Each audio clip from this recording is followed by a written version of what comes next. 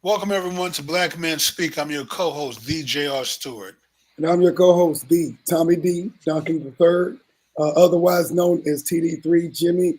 It is Wednesday, November the 8th, 2023, Jimmy. And if it is like you trying to forget a date, yes, that means it's Black Men Speak. Yeah. Want to give a big shout out to Liquid for providing our theme music, to our own studios, and Forest Films for providing our virtual studio.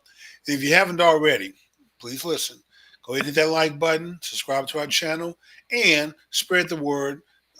Share with a friend, co-worker, so you guys will have something interesting to talk about the rest of this week. With that being said, Tom, I know we have a very fascinating guest on tonight, and we have another packed show full of information. So let's get to it. Let's do what we do, Tom. All right, Jimmy, we're going to go ahead and get this party started right, Jimmy. Again, we are going to start out as we always do with our famous birthdays this week. So for those of you who have birthdays again in November, you may be sharing your birthday with one of the more famous people that we are about to share with you over the next couple of minutes, Jimmy. So let's go ahead and get this party started. So for those of you who watch the movies or even television shows more recently, you may know this face, the talented and beautiful Miss Alfre Woodard, who has been in a lot of great movies and actually quite a few television shows as well. Her birthday, Jimmy, is actually on today, November the 8th. And so happy birthday, Alfre Woodard, and all of those who have a November the 8th birthday. We want to wish her a happy birthday. And next, tomorrow, coming up on November the 9th, you may know this face, but you probably know her when she was a lot younger. This is Pepper of the great rap group Pepper. Yes. How do you recognize her, Tom? Yeah, well, she's been a little change. She had to grow up a little bit, change the hairstyle. She's not wearing the African attire there, but, it was something interesting. I used to love Salt and Pepper when we were growing up. They were very Afrocentric. One of the first mega hit female groups in the rap game. And so a lot of great music during that time. My favorite, Jimmy, was Get Up. Get Up. Yeah, everybody get up. All right. All right. Next, for those of you who love to have a laugh, this next face is going to probably be very familiar to you. Tommy Davidson, born on November the 10th. Jimmy, he was, of course, he's been in a lot of different things, Jimmy, but probably really got on the map with In Living Color. Yes, he did. Well, happy birthday. And In Living Color, of course, was started by another one of our fraternity brothers as well, Keenan Ivory Wayans. His birthday isn't in November, but just to the side of March. I know he was frat. Okay. Yeah, Keenan Ivory Wayans is frat and was the producer of that show. Definitely something that we hadn't seen before up until that point in time. All right, next birthday, for those of you who are comedy fans, November the 11th birthday, Labelle Crawford, for those of you who love Crawford, who love comedy. Labelle's looking a little slim now. Is this a recent picture? Yeah, he has lost some weight. He may have had a surgery, Jimmy, but I know in seeing him in some of the more recent shows, he's a little bit slimmer than he used to be. Okay. He's Cowboys could probably use him on the front line. I can't call him Big Chunk anymore. Okay, we have to change the name. Yep. Labelle Happy Crawford. birthday, Labelle. And then last but not least, on November the 13th, for some of you old school rap fans, Ron. Oh, okay. From Run DMC. Exactly. His birthday. Reverend Ron. Yes, Reverend Ron. And, really the lead rapper from Run DMC from back in the day, birthday on November the 14th.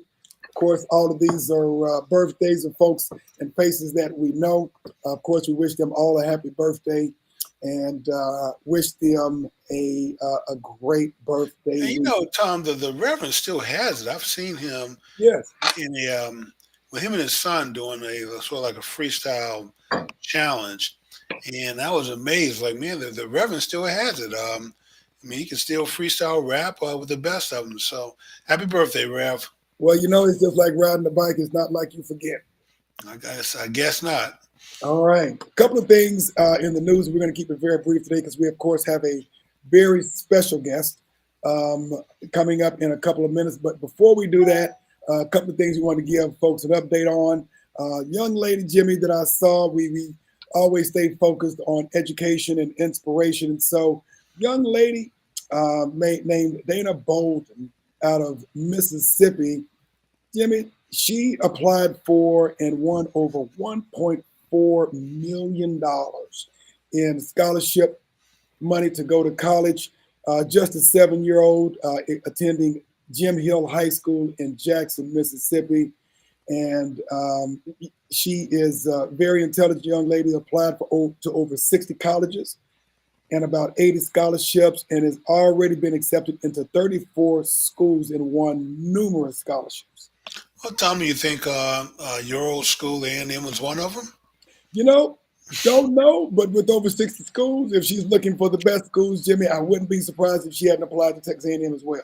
Okay. But she said her dream school was Duke University, and she hopes to major in biology and pursue a medical career as a trauma surgeon. Well, Tom, we keep chronicling these kids and showing them on our show and talking about their abilities and what they've done. And I know what they've done is exceptional, compared to the sea of mediocrity that exists out there. But, Tom, this should be the norm. There's no reason that all of our kids shouldn't be able to perform at this level and do the same thing. Show after show, week after week, month after month, we keep showing these kids. And I hope that parents now understand that with the right discipline and motivation, Tom, your child can do these things also. Don't ever write your children off and figure that they can't do something, when all we do is continue to show how Black kids can perform at exceptional levels. You're correct, Jimmy. And the key is, regardless of what your demographics are, it doesn't matter what side of the train track you grew up on or whatever those things is. We've shown poor people, homeless kids, and you're right. So good families, bad families. It helps to come from a good family, a supporting family, but in the end, Tom, the most important thing is for us to rejoice over our kids and to bless them and to encourage them to reach for the stars. And if you only make it to the moon, only 8 people have been there, so you've still done outstanding accomplishment. Gotcha. All right, we'll transition to our next story. Something that kind of caught my attention, but it's kind of a bad situation, but wanted to kind of make sure that we set the right tone for this. I saw this article a couple of days ago about a shooting that I heard about that. Purportedly in the Prairie View area, but you have to do your fact finding and your research, Jimmy. And as it turns out, of course, the media tends to glamorize and sensationalize certain things. I was just hoping that nobody on campus was hurt, but as it turns out, actually, it seems like there was an incident that happened on the weekend of, but had nothing to do with Prairie View's homecoming, even though it just happened to be that same weekend. I think Prairie View's festivities, homecoming stuff ended on that Saturday. This incident happened on a Sunday, but it was an organization and a group of people that were not affiliated in any way with the university, but it was actually in the city of Waller, not Prairie View, definitely not at the university. But bottom line, there was a Trail Riders Club who I think participated in the parade. that happened during Prairie View's homecoming, and then they had a party on that Sunday night, and obviously there was some words that were probably said against some individuals, some shooting. Fortunately, it doesn't look like there were any fatalities or things of that nature. But either way, looks like there were some folks that were in some harm's way. But thankfully, no one was seriously injured. But I want to make sure that our blessings go out to those who may have been in the way of everything, and hopefully everything is okay. But just wanted to make sure that we got the story straight on that. Had nothing to do with Prairie View A&M, any campus organization associated with Prairie View. We definitely hope that everybody is in good health, and whomever started that are dealt with accordingly by the authorities. All right, and our last story before we go into our primary topic for today. We of course keep up with local, national, and international events. Last week we talked about Kenya having basically setting up a visa-free program throughout the continent. It looks like now that Rwanda has actually done the same thing. So the country of Rwanda is now visa-free, along with Kenya and about 3 or 4 other countries as well on the continent. Well, Tom, I'm happy to actually see a comeback by Rwanda. Back in the days when Clinton was in office, we had over 800,000 to 1 million people die from genocide. Yes. Who would think that in our age, modern day, that you would still see numbers that high? So I'm glad to see their rebound and comeback. And Tom, I just hope that this effort continues with other African nations, where the entire continent of Africa becomes visa-free. I think that will actually open the doors up for more trade internally, and that will help them grow and generate wealth. So we're going to continue to advocate for visa-free travel throughout Africa and their growth and rebound. I would agree with you, Jimmy. And again, our desire is to see a unified Africa. Our desire is to see an African continent that is self-sufficient. Our desire is to see an African continent, 54 countries strong, that controls its own politics, that is taking advantage of its own natural resources for the benefit of its people, not the people of other countries. We've reported on several stories of countries. The African continent has the most natural resources of any landmass in the world, but countries. There are other countries outside of Africa that benefit exponentially, and most of the people on the African continent are very, very poor and struggling. And we'd like to see that inverted, so that the people actually benefiting from the natural resources that they are actually living and standing. Well, Tom, maybe one day they will extend that visa-free travel to all people of African descent around the world. Yep, that would be nice. It started off with Ghana. I know we've talked about that in Ghana. It invites people of the African diaspora, makes it easier, of course, for them to get dual citizenship, and hopefully other countries are, as they're able to build their economy, build their platform to control their own destinies, they will begin to do the same. Yes. All right, before we go to our special guest, Jimmy, let's acknowledge a couple of folks that we have on the chat line. Ms. Audrey K. Booker, we want to thank you for joining us this evening. Cousin Audrey K., thank you for joining us this evening. Ms. Dominique Binding, we want to thank her for joining us as well and supporting us. Ms. Chas Christian, want to thank her for joining us this evening. And then, of course, Uncle Asa Kabulon, constant supporter of Black Men Speak, want to thank you for supporting us and joining us this evening. We have Miss Celia Reese. Wow, Cecilia, okay. What's going on, Cecilia? Thank you for joining us this evening. So I want to give a shout out to everybody. Thank you for joining us. Continue to invite your friends so we can keep you up to date with what's going on in your neighborhood and or around the world, so that, you can, of course, be the most interesting people or interesting person in your clique as well. True. All right, Jimmy, let's go ahead and transition to our keynote and our topic of interest for the day. I'd like to introduce Ms. Cassandra Phillips.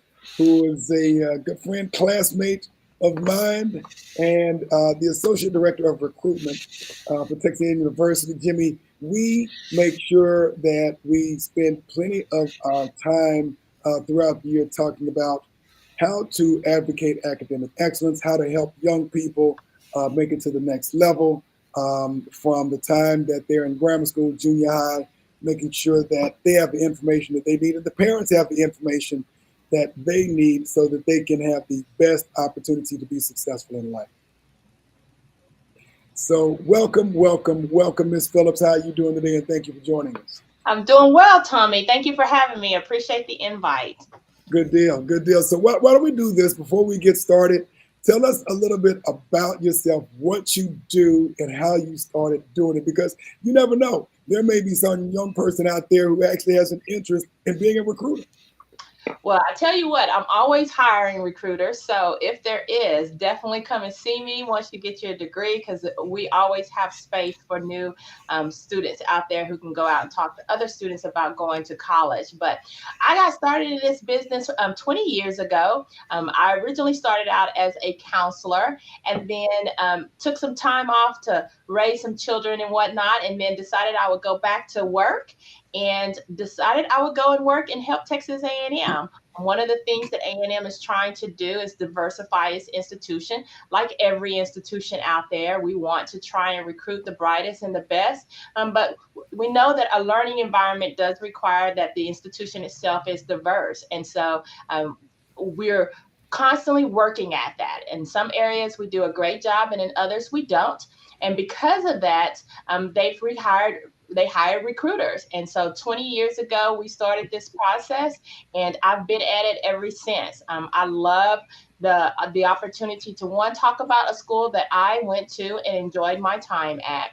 And then the other thing I like doing is just seeing students get their education. One of the things that thrills my soul or keeps me coming back to the job is the fact that, you know, each of these kids hopefully go through this process, they enjoy their time, and then they leave with a degree from Texas A&M. And so when they invite me to their graduation, or when I see them after they've graduated and they talk about the job that they have and it's related to their degree from Texas A&M, that's what I say, okay, this is what it's all worth. It's worth them being able to continue on with their future the way that they had imagined. And so I love it. And I basically am the Senior Associate Director of Texas A&M.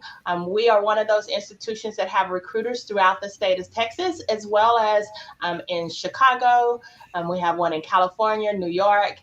Where else am I missing? Tennessee. And so I oversee that recruitment team and making sure that they're out there talking to students. Of course, because we are a public institution here in the state of Texas, our primary focus is the state of Texas. And so we have centers in Dallas, Houston, San Antonio, Corpus Christi, and Laredo, and the McAllen area. And so all of those recruiters fall up under my leadership. And hopefully they're out there. And for those of you who are here in the state of Texas listening to this podcast, go and meet with those teams. They're there to assist you and your students with this process. We want to make it as easy as possible for you guys. So, Ms. Phillip, do you and your team operate under quotas, either officially or unofficially? No, we cannot. So we don't officially or unofficially operate under a quota. Our goal is just to increase the diversity, of course. And Texas A&M is one of those institutions because of who we are. Our institution is always growing. When I started at A&M, we wanted a freshman class of 5,000.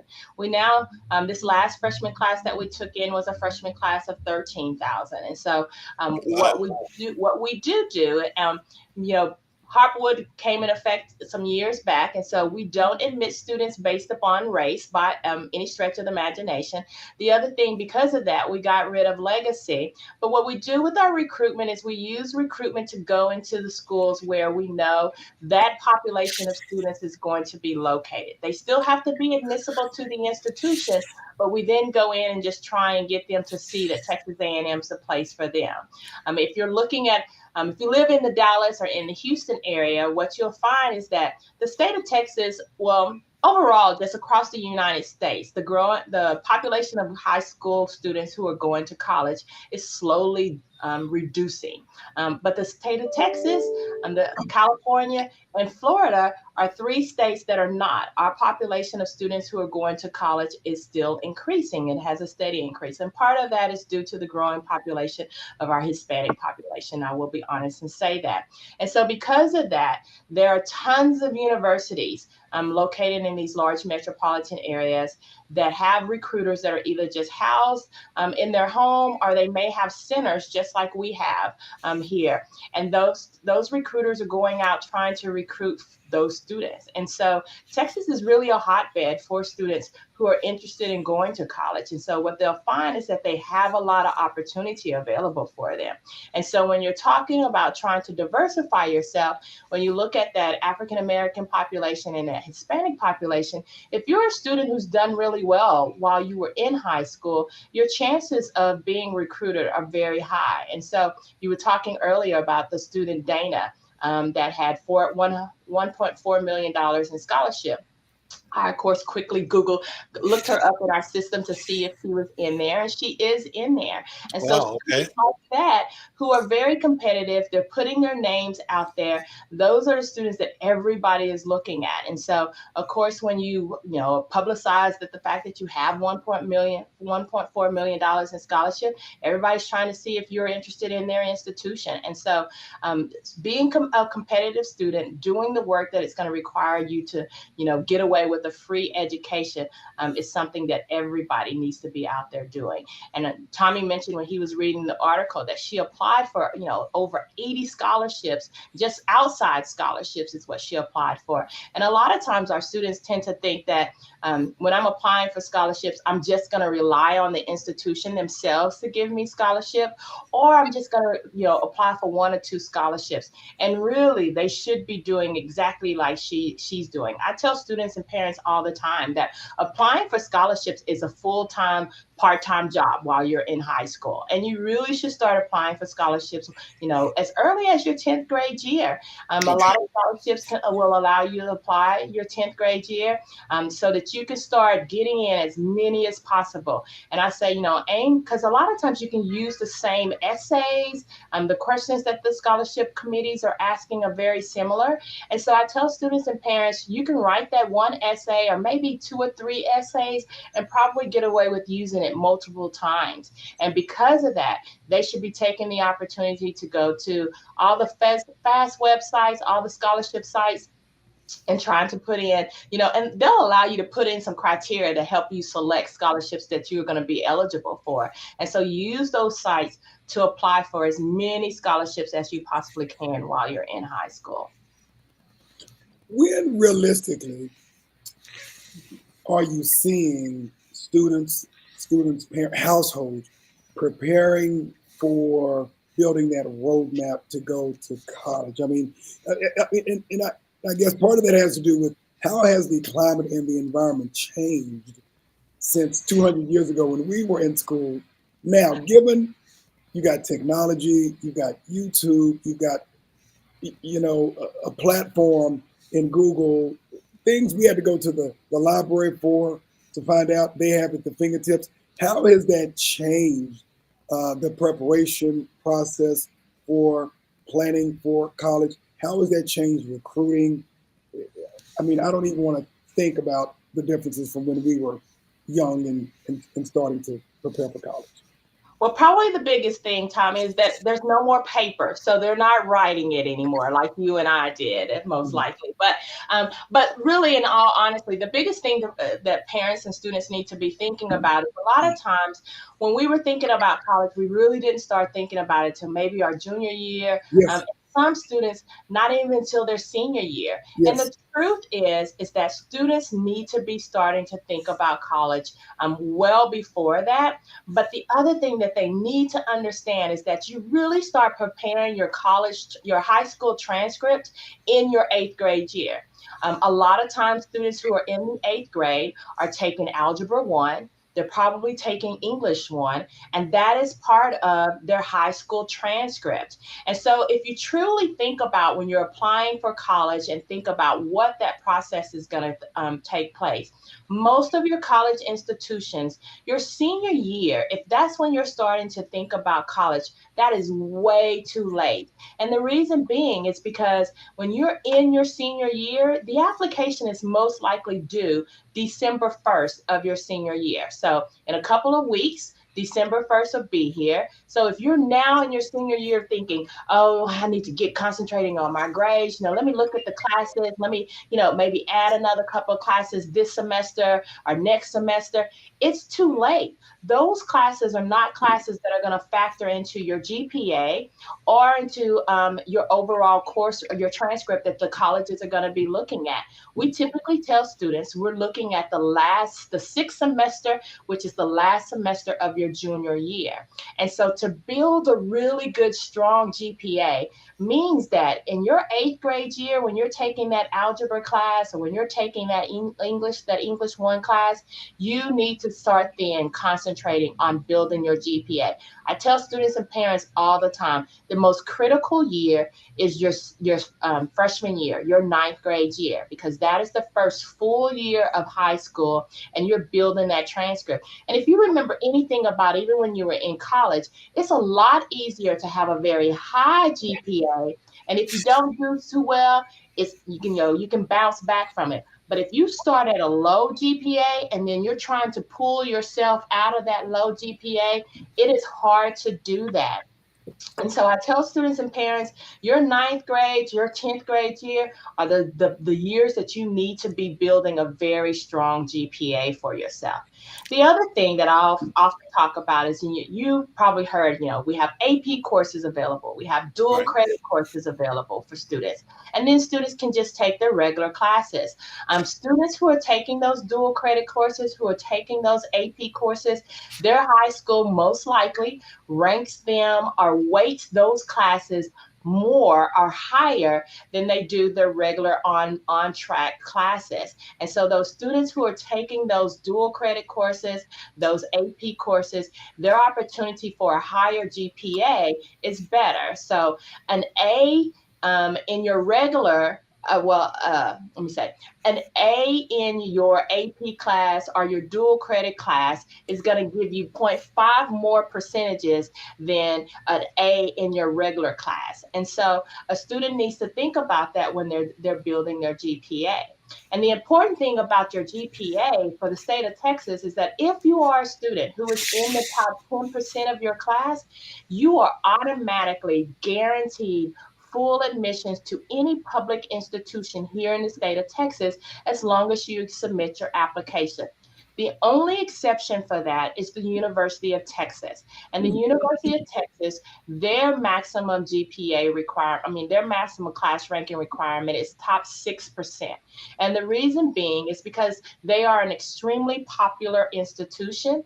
They are also an institution who, unfortunately, they're landlocked. So they really can't grow that much. So they don't have the capability to spread out and allow more students to enroll at their institution. Unlike Texas A&M, we're in College Station and we have a lot of space. Massive amount of land. A massive space. So we're able to continue to grow our institution. So our infrastructure, we can allow more dorms, we can allow more classrooms, those types of things. And so we can continue to grow our class, whereas the University of Texas, unfortunately, is unable to do so. So the state of Texas has allowed them to say, because we want to have the flexibility to not only admit those who are in the top 10, but we want to be able to admit students who are not in the top 10% of their class in the state, because that also helps with the diversity of the student body. And so because of that, the state of Texas has said to UT, okay, you can stop at top 6% so that still allows them to pick students who are not in the top 10% or who are not in the top 6% into their institution and giving them that flexibility. And basically what they do is they say, okay, UT, when you cap out at 75% of your freshman class, then you can start not pulling from that top that top 10%. And so UT understands or realizes based upon their yield that if they stop at the top 6%, then that's going to allow them to have that other 25% of their freshman class to pull. Let me ask you this. So with the AP and dual credit courses, we've actually had someone to talk about the dual credit courses. How early in your academic career can you start taking these AP and dual credit courses, and how do you qualify for them? And these are for parents and students who they may have heard of them, but they really don't know what the process is like. So your AP and dual credit courses, you can start taking them when you're in high school. So in their 9th grade year. So even though in 8th grade, I said you might be taking a high school class, you're only going to take probably 1 or 2, and that's going to be that algebra or that English. But in 9th grade, you're taking high school classes. So you can take your AP courses, you can take your dual credit courses. What I always tell students and parents when you're deciding on which AP courses or which dual credit courses you want to take. You want to take the courses that your student enjoys taking. So if your student is a strong math student, then taking an AP math class is okay. But if your student hates English, then taking an AP English class is not what you want to do. You want to allow them to take their regular English course. Now, you'll have some students who say, well, I want to be in all dual credit courses. I want to be in all AP courses.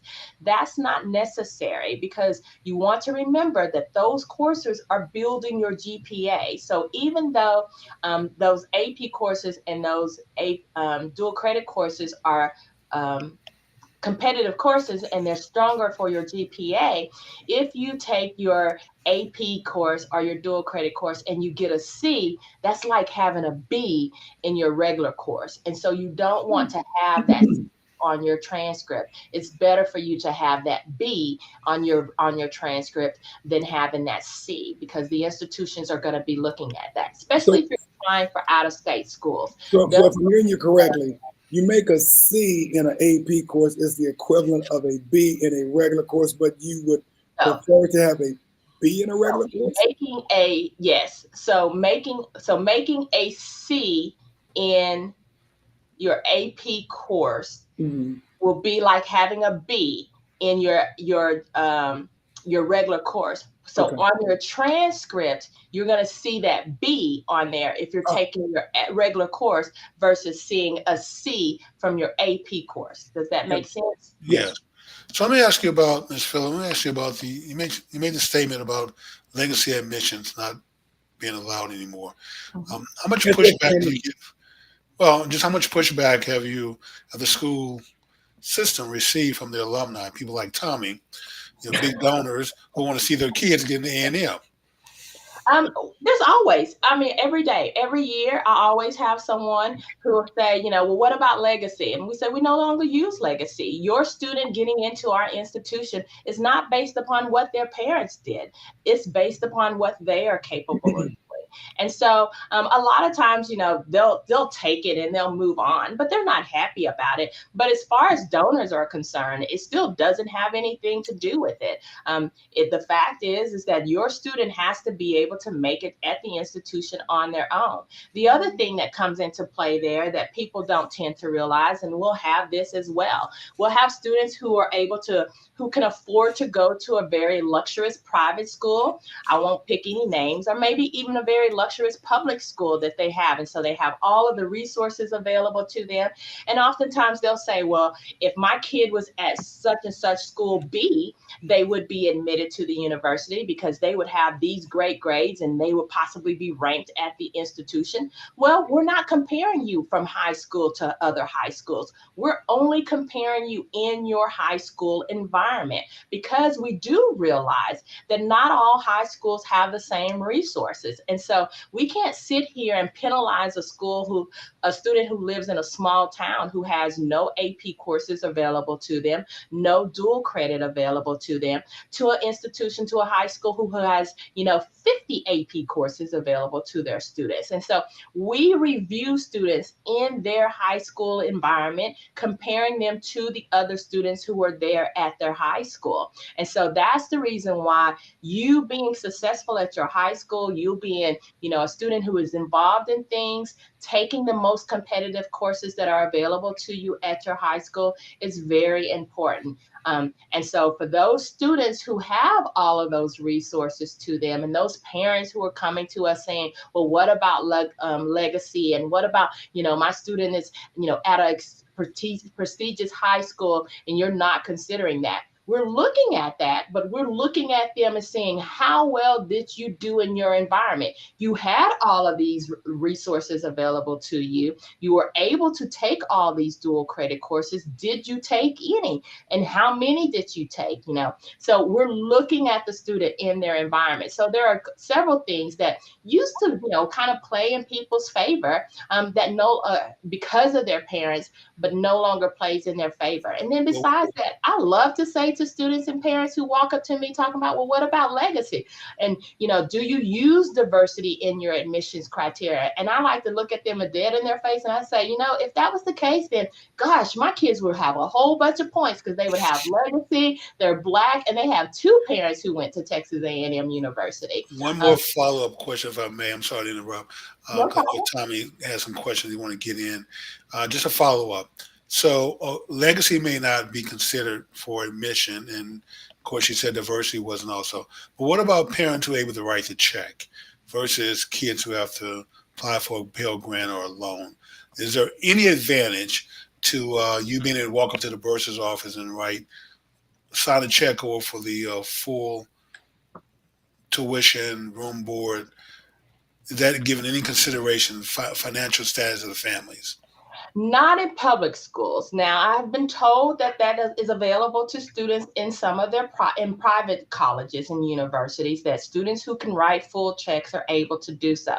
But I can say, in all honesty, that is not available to you in a public institution. I can actually say to you, I've had Rick Perry's niece applying to the university, and she got denied. Wow. So there are things that students have to do on their own. You cannot rely on your parents or your uncles or whoever who may be eligible because of their celebrity status, for lack of a better word, or their capability of writing a check. I've known donors, large donors, whose students, whose children, whose grandchildren have not been admitted to Texas A&M. They continue to write their check. But the fact is that we are a competitive institution. We also are an institution who you can request open records for. And so when you're requesting open records, and if we're only, typically most of our students, because we are a competitive institution and UT is a competitive institution, they come from the top quarter of their class. And so if we have a donor or, a previous politician who is recruiting or trying to get a student who is not in the top half of their class or in the bottom half of their class, and that student is admitted, then that's open records. And so anybody can complain about that or sue us about that. And so we try to avoid those lawsuits as much as possible. Let me ask you this. Let's kind of narrow this down to our community and what that looks like at a Texas University, or, other universities, University of Texas or OU or LSU or something like that. Who do you consider to be your peers? Obviously, University of Texas and Texas A&M are fierce rivals in state, but you have other schools who come with checks, like University of Oklahoma. I had friends who I went to high school with, and they talked about OU came with checks in hand back in the day. LSU, I've had cousins who've been going to school recently with LSU. What are some of your peers regionally and nationally look like, and how are you able to compete from a recruiting standpoint when you look at some of these more nationally renowned schools as well? It's interesting. And it's one of those things that I always try to say is not apples to oranges, because if we're comparing ourselves to the scholarship offers that we're offering here in state to what an out-of-state institution might be offering a student, it's going to be very different for them because they have out-of-state costs. And so Oklahoma could say to a student, we're going to give you in-state tuition. And so then that means that in-state tuition cost. And so what that means to a student is that what it would typically cost for you to go to Texas A&M because you live here in the state of Texas is now what it's going to cost you to go to Oklahoma. And so and we do the same thing, I'll be honest and say. And so we'll go to an out-of-state student and we'll say, okay, your out-of-state cost at Texas A&M is $60,000. So we're going to waive your out-of-state cost and treat you like an in-state student. So now that student only has to pay the $30,000 for Texas A&M a year. And so it feels like a $30,000 scholarship to a student who is out of state. So just like those students who are being recruited from Oklahoma, Arizona does a really good job of giving scholarships. Syracuse does a really good job of giving scholarships. And so a lot of the private institutions, especially your small private liberal arts institutions, will do a very good job of giving scholarships. And the best example I give to parents and students all the time is my son was in this process 2 years ago, and he comes into the family room. He's like, Mom, Syracuse gave me a $40,000 scholarship a year. And I was like, son, I get it. That's great. But it's going to cost us another $40,000 for you to go to Syracuse because it's Syracuse. And so it's not comparing those apples and oranges. And so I tell students and parents is to make sure that when they're telling you what your scholarship value is, you look at what the true cost of attendance is for that university. And so what is that $30,000, that $40,000 that they're giving you per year is going to cover for that student? Does that still mean that you have that in-state tuition, and how much is that in-state tuition costing you? Now, there are some in-state tuition, out-of-state schools that cost less than us. A&M is an institution. Our cost of attendance is $30,000 a year for students, right at 20. If you look at our publications, we tell you it's $29K. Can that cost go up and down? It can. What I tell students and parents, what you need to be looking at is tuition and fees, because that's the standard every institution is going to have. And so you need to know that. And then the other part of that is room and board. What is the room and board? How much is it costing you to live there on their campus? Or if you're even choosing to live off campus, because some institutions don't require students to live on campus their freshman year. If you're living off campus, what is that cost? And those two things are going to give you the biggest idea or the knowledge of what is it really going to cost your student and your parent out of pocket.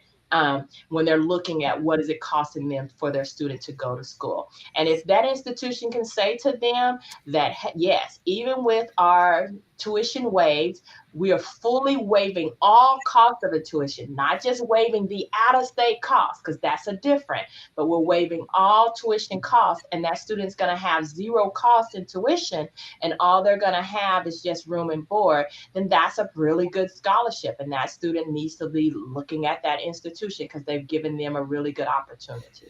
Let me ask you about the recent Supreme Court ruling.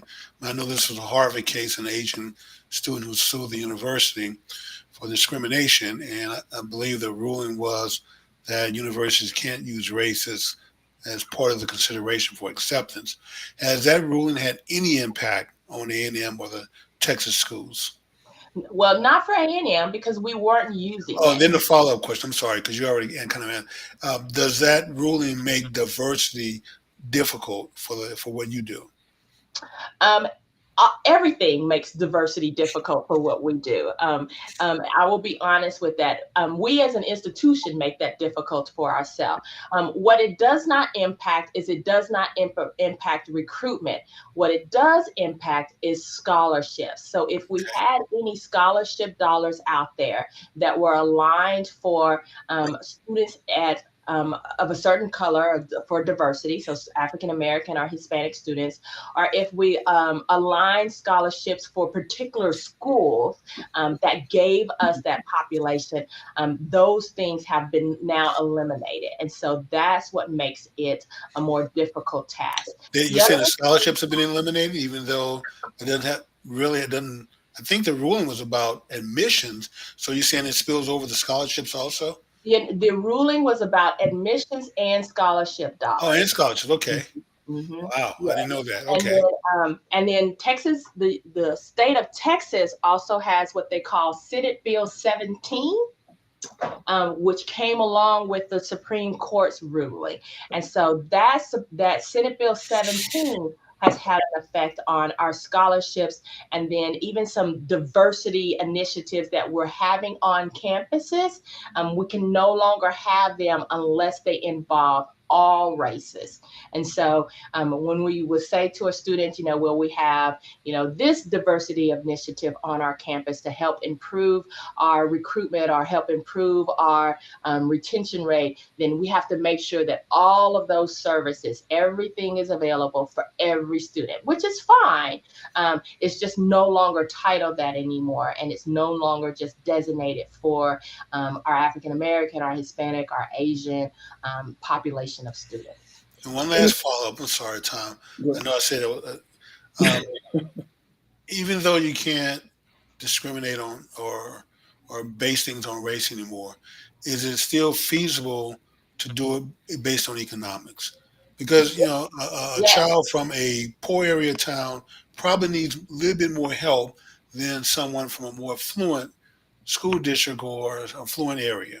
Yes, so that's strictly the federal government. The federal government will tell us based upon a student's FAFSA. So all students have the opportunity to complete their FAFSA. And when they complete the FAFSA, they're entering in their parents' income and assets and all that kind of stuff. And so then the government will come back and say, here's your EFC, which is your expected family contribution.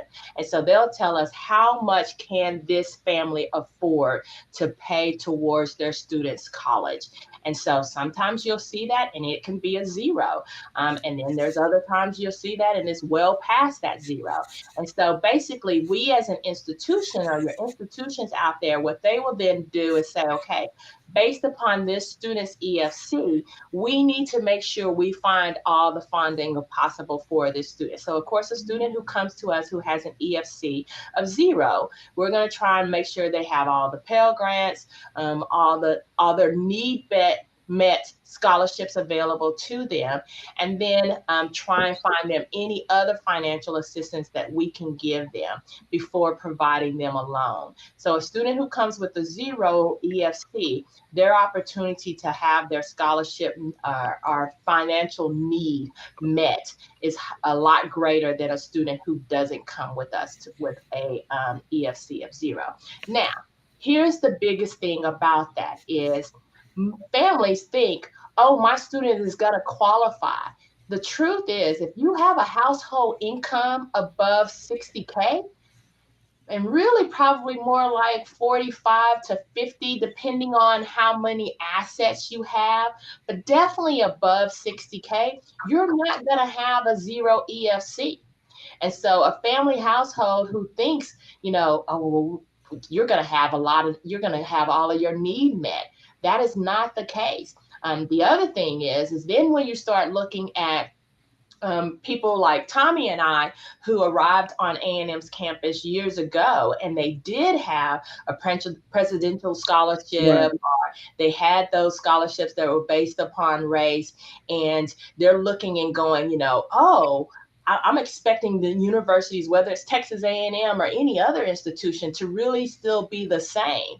That is not the case. And so what you'll find with our African American households is that a lot of them are above that 100K household because they are coming with a two-parent household. And if they have that two-parent household, then they are finding that they're not receiving the financial assistance that they are thinking that they are going to receive. And so I jokingly tell some of our former students oftentimes, and even some of our parents who are not, but they themselves are not first generation.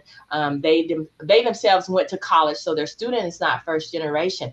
If you are not receiving some type of financial assistance from the government in your normal life, you're more than likely not going to receive a whole lot of financial assistance for college as well. And so that's the other thing that parents need to think about. Your assistance is based upon what the government tells you can afford. And it doesn't matter whether or not you save the money or not. It's based upon what you should have been doing. So the government's not going to say, okay, well, Tommy didn't save the 30K that we expected him to save for his student, so we're going to give him the money. They said Tommy should have been saving the 30K for his student. And so now you're going to get a loan to assist your student with going to college.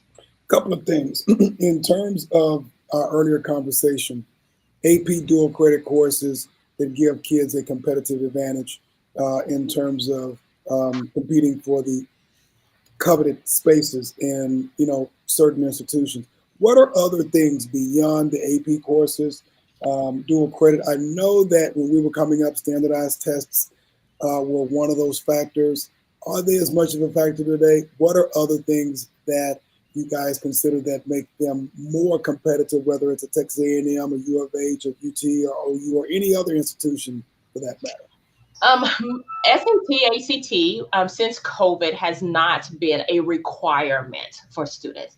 There are some institutions who are slowly going back to that. And then there's some that are still saying, we're just going to kind of wait and see. Part of that is just because the students who are in high school right now haven't gotten back in the swing. The high schools haven't gotten back in the swing. AP, not AP, SAT, ACT used to be offered in the high schools to students, and so they hadn't gotten back into that. And so we know that it's not always available to students because they might not be able to get to a testing site yet. And so, but right now, there's still tons of institutions out there that say SAT or ACT is not required. Now, what I will say to students and parents is that take the SAT or the ACT regardless of that, and definitely take it in your 9th grade year. Take the PSAT, because there's some scholarships that institutions offer based upon students' SAT or ACT scores. And so if they're eligible for those scholarships and they haven't taken the SAT, then they can't even put themselves in the running for it. And so most institutions will tell you, we're not going to penalize you if you don't do well on the SAT, but if you do well on the SAT and you qualify for these scholarships, then that's a good thing. The other thing is here in the state of Texas, your student has to be college ready. And so there are scores that your students can take. And so before they graduate, they can go and take the TSI so that they can show it's another test that they can take it at the community college, and some in high schools offer it right there in their high school, and they can take that and show that they're college ready. But your SAT scores and your ACT scores can do that for them as well. And so then they don't have to go and take another exam. And so those are the two advantages for taking them, even if you don't think you're going to do well, is because, one, you don't have to take that other test. But just in case you do well, then you can put yourself in running for some scholarships. The other part about the application, other than the academic side of it, is the extracurricular side of it. Your students need to be involved. If your student is at a high school and they have, robotics available to them, they have an honor society available to them, they need to be involved in those types of things. Students need to have volunteer hours. If they're not going to an outside community-based agency and volunteering to assist there, inside some of those student organizations that they work for, they can get in volunteer hours. If your student is not doing any of that, then most of the institutions are looking to see, well, did that student have a part-time job that maybe they were working at? If a student is just being just a student, and they're in the state of Texas and they're not in the top 10% of their class, then they've put themselves at a disadvantage. They have to be doing something else. The institutions want to see what else were you doing while you were in high school other than just being a student at your high school. Now, those students who are in the top 10% of their class, they have a little more flexibility because it's a state law. We have to follow the state law. So if they do nothing else but just go to school and be in the top 10% of their class, then they're going to be admitted to the university. But if you are a student who is not in the top 10% of your class, and you're not going to know that until probably your junior year. So therefore, you need to be involved in these other things. I'm not saying that you have to be involved in 10, 15 things. Just pick 2 or 3 things max that you're interested in. Find one that you love, stick with it the 4 years that you're in high school, so that you can show that this is what I have passion for. If you are a student who says, I want to be a doctor, I want to be an engineer, I want to be in a business major, if you're wanting to be in those STEM classes, pick activities that are related to STEM, especially if you want to be a student who is interested in engineering, you want to do something that, it's engineering related at your high school. Join your robotics club. The other thing about students who are interested in engineering are students who want to be in business. Take your competitive math courses that are offered at your high school. A lot of times those students will stop at Algebra 2 and then they'll just say, I'm done. I'll take, computer science in replace of my math, or your school might offer just an easier math available to them. And they'll decide that they want to do that. You're not doing well of putting yourself at an advantage if you're stopping and deciding, I'm just going to stop at Algebra 2. Institutions want to see you taking calculus. They want to see you taking trig or whatever is most competitive at your high school. And so make sure that you continue taking those competitive math courses. How do you feel about you mentioned the SAT, how do you feel about the prep classes? I know now they have software and you can do these things online, but back in my day, we actually had prep classes that we went to and attended. And I can say, like, for me, my SAT score went up 200 points. I don't think I got any smarter. I just got smarter on how to take the test. How do you feel about those prep programs or classes now that are being offered to kids to help them out? I'm perfectly fine with those. Take them. If you get 20 additional points, that's great. Your hope is that it'll improve, 200 points, 150 points on the SAT and then on the ACT, because the ACT scoring is different.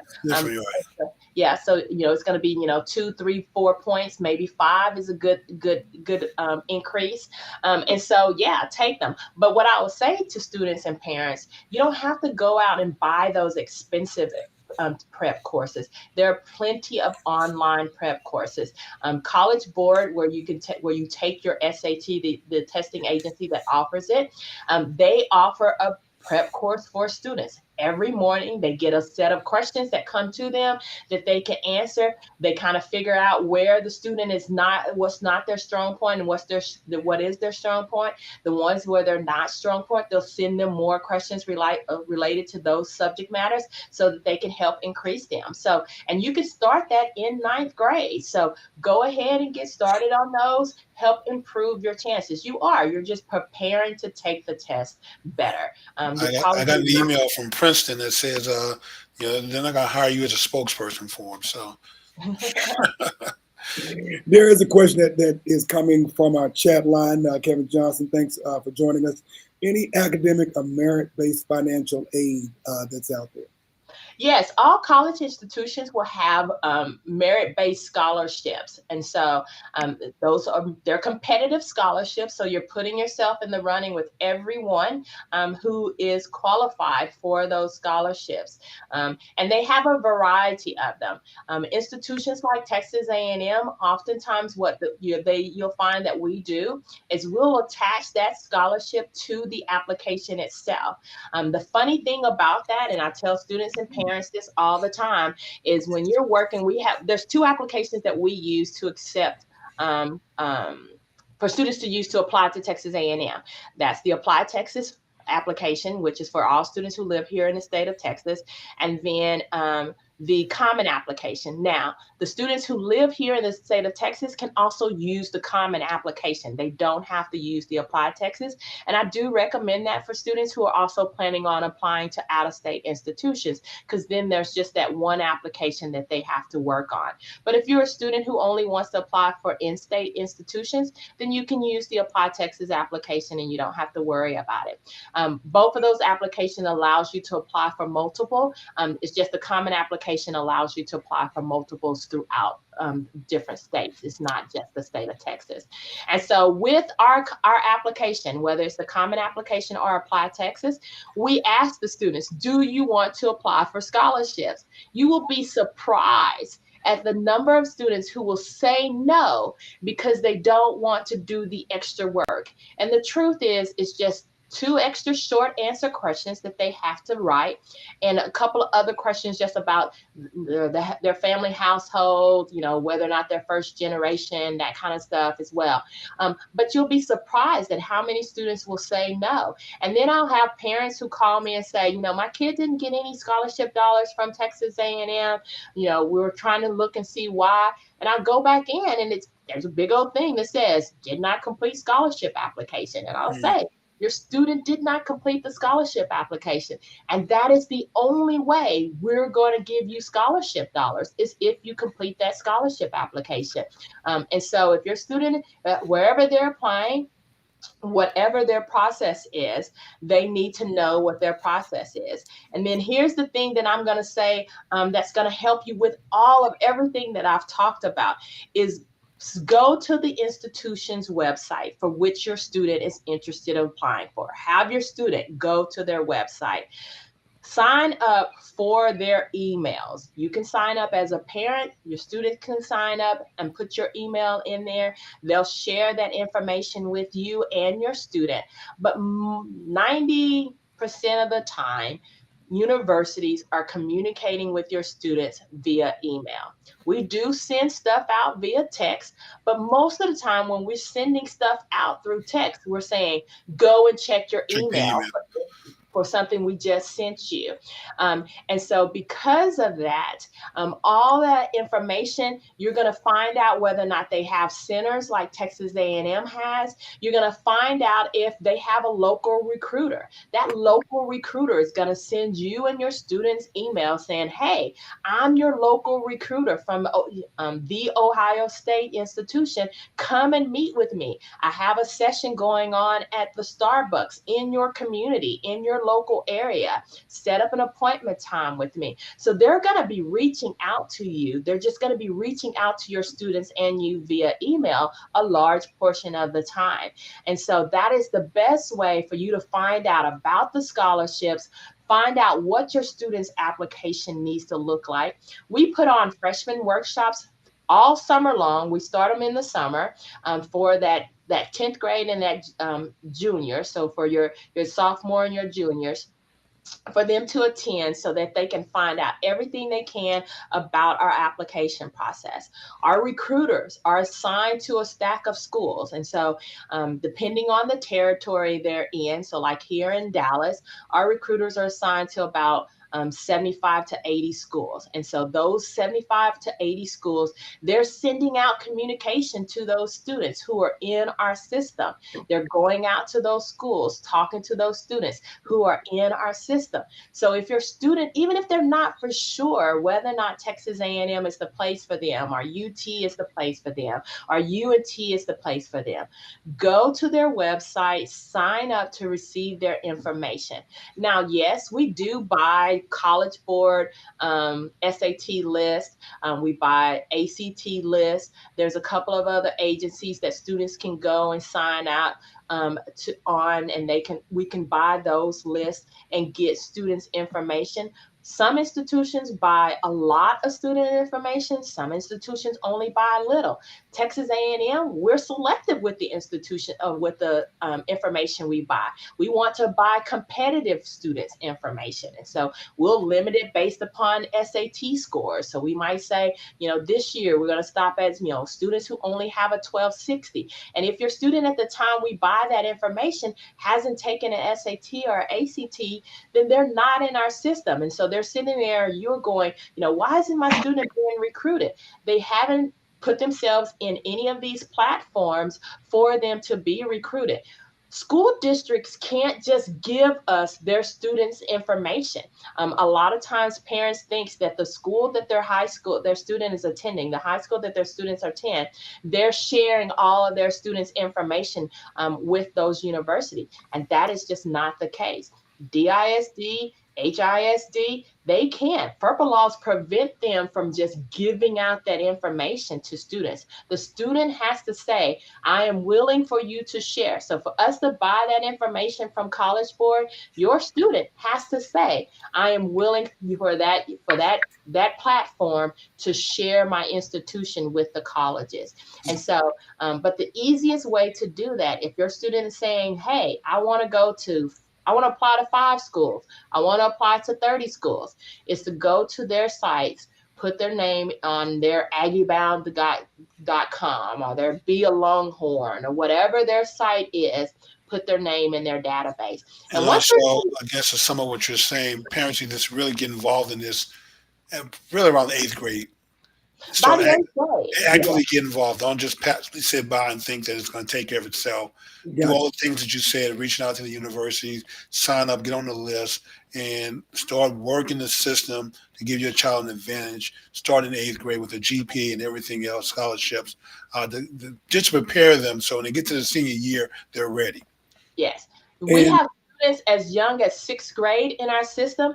And believe it or not, we have a communication campaign for 6th graders. We have a communication campaign for 7th grader. We have them for 8th. And then, of course, we have them for all high school students. So we do start recruiting as young as 6th grade. Now, with those who are, of course, who are not in high school, they have to have parental consent. So the parent has to be sent an email and they have to agree that this institution can communicate to that student. But we start with that process as early as 6th grade. And that's because those students have gone in and put their information in there. Okay, great. And we are just about out of time, but I did have one other question. You come back. And what that means is you're going to have to come back next year. We're getting to the holidays, so we're going to have to schedule to come back. But we do have a question. Before we get to that question, we want to welcome Brother Frederick B. Roberts, Esquire. We want to welcome the commish, Ed Gray, from the commish radio show. And, of course, I've turned to Brother John Williams as well, a CPA extraordinaire who has been on this show as well. But we do have one question from Kevin Johnson. He says, what percent, because you talk about the top 10%, what percent of students, if any, who are not in that top 10% are actually accepted by A&M? A&M is one of those schools we're still very fortunate right now. And part of that is because we are a large institution. And so right about 57% of our students come from the top 10% of that class. And then the remaining students come from review. Now, when I say that, you have to understand that really the students who are coming from review, for us at least, there's typically not any students who are below the top quarter of their class. And so that's the other thing students and parents have to do. You have to go into your kid's high school, into that counselor office after their 10th grade year and start talking about where your student is ranked. It's not going to be solidified, of course, until the 6th semester of their junior year. So the last semester of their junior year, will it be 100% set in stone? And you'll be able to say to the colleges, and here's where my kid is ranked. But in 9th grade, they can start giving you an idea of where your kid is going to fall in there. And so when you're looking at, because a lot of institutions look at where your kid is ranked, and then the other thing they look at is your kid's GPA. The thing about GPAs, though, you have to kind of understand, which I always laugh, because there are some institutions, some high schools, whose highest GPA could be as high as a 6.0 based upon their availability for AP courses and dual credit courses. And so you can have a parent that's going, well, my kid had a 4.0. And so I'm looking at them going, out of a 6.0 scale, but they're thinking the standard 4.0.